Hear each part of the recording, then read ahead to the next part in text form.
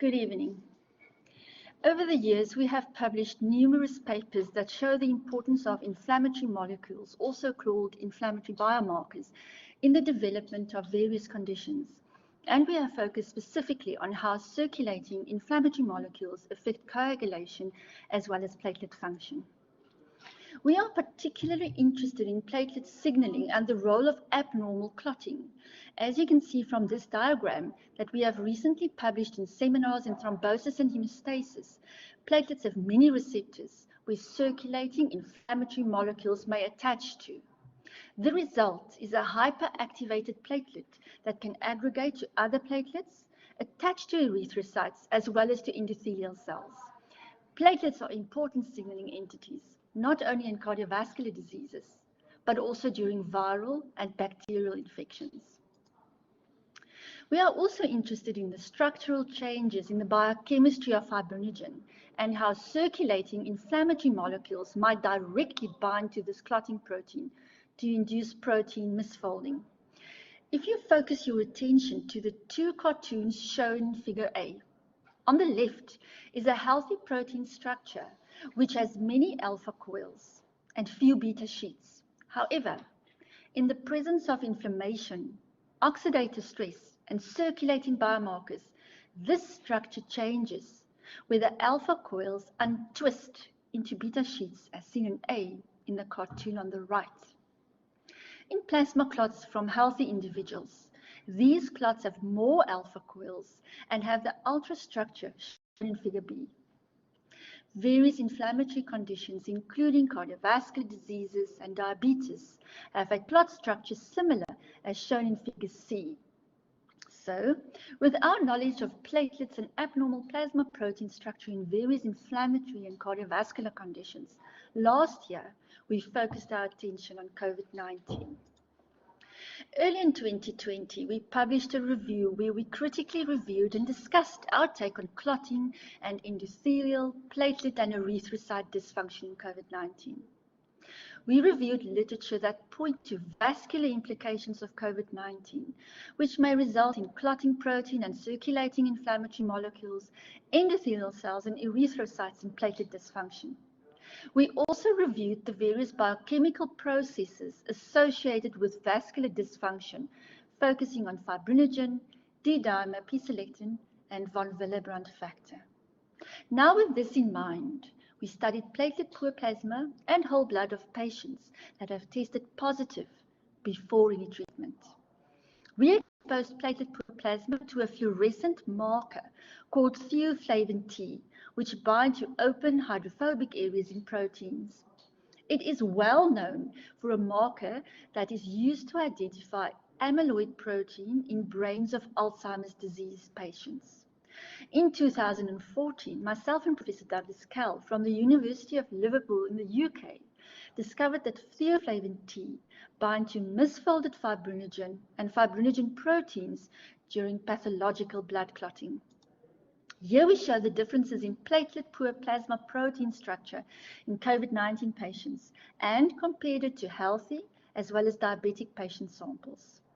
We found that small areas of nearly undetectable abnormal clotlets are present in plasma of healthy individuals, as can be seen in the micrographs on the left. More abnormal clotlets noted in plasma of individuals with diabetes.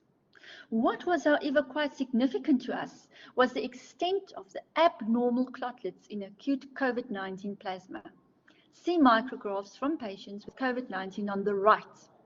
Also note the scale of 10 micrometer at the bottom of the micrographs. We were also interested in the structure of platelets and their interaction with erythrocytes. Platelets have receptors for fibrinogen, and abnormally spontaneously formed fibrin will also bind to these receptors. This may also drive hyperactivation and hypercoagulation. In the figure on the left, you see platelet aggregating and shedding their content, and on the right, platelet red blood cell interactions from our recent COVID-19 publication.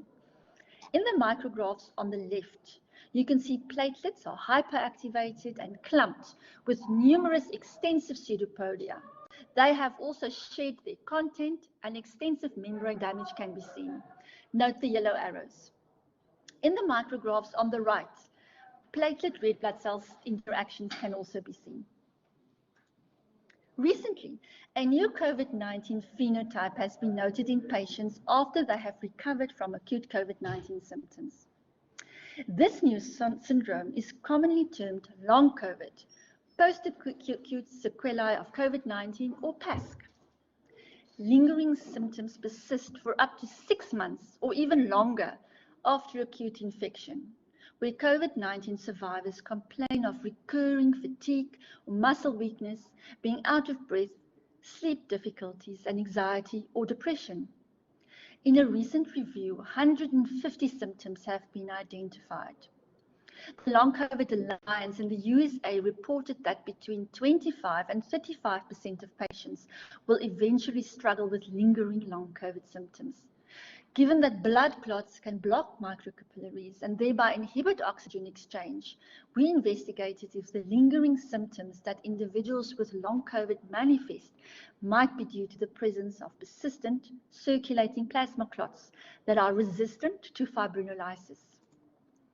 We planned an experiment where we looked at proteomics of healthy plasma versus type 2 diabetes, acute COVID-19, and long COVID. We added diabetes samples as we know that people suffering from diabetes are more prone to severe COVID-19 symptoms. In addition, hypercoagulation is also well known in type 2 diabetes. For proteomics analysis, we prepared platelet-poor plasma from citrated blood, followed by a first trypsin digestion step.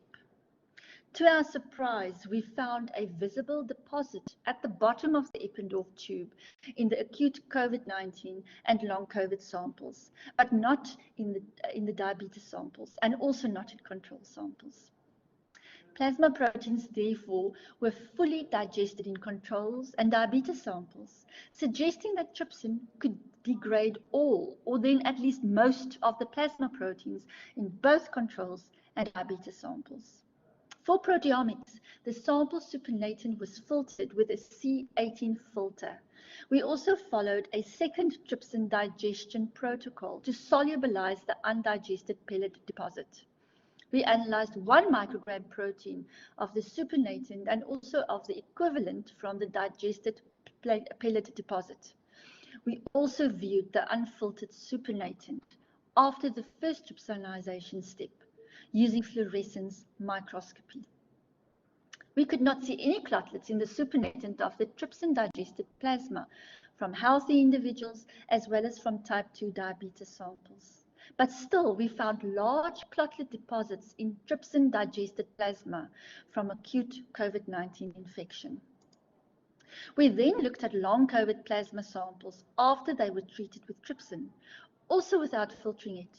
And here plasma proteins also did not digest fully, with large unlysed deposits present in the plasma.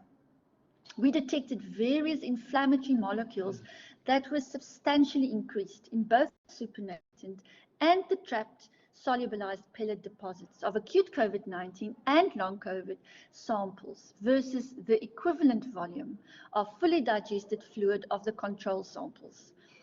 Of particular interest was a substantial increase in alpha-2 antiplasmin and the various fibrinogen chains that were trapped in the solubilized fibrinolytic resistant pellet deposits.